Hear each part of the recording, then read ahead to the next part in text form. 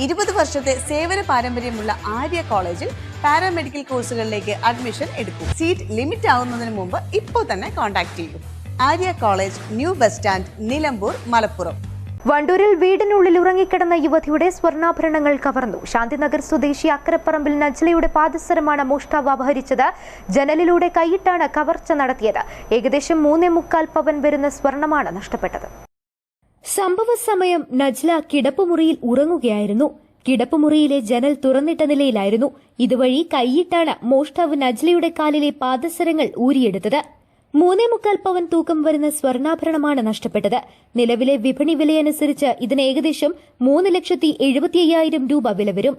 നജ്ല നൽകിയ പരാതിയുടെ അടിസ്ഥാനത്തിൽ വണ്ടൂർ പോലീസ് കേസ് രജിസ്റ്റർ ചെയ്തിട്ടുണ്ട്. പ്രദേശത്തെ CCTV ദൃശ്യങ്ങൾ കേന്ദ്രീകരിച്ചും സംശയമുള്ളവരെ കേന്ദ്രീകരിച്ചും പോലീസ് അന്വേഷണം ഊർജിതമാക്കി. വേനൽ ചൂട് കാരണം ജനലുകൾ തുറന്നിട്ട് കിടന്നുറങ്ങുന്ന സാഹചര്യം മോഷ്ടാക്കൾ മുതലെടുക്കുന്നതിനെതിരെ പോലീസ് ജാഗ്രതാ നിർദ്ദേശം നൽകിയിട്ടുണ്ട്. പ്രതിയെ ഉടൻ പിടികൂടാൻ കഴിയുമെന്നാണ് പോലീസ് നിഗമനം.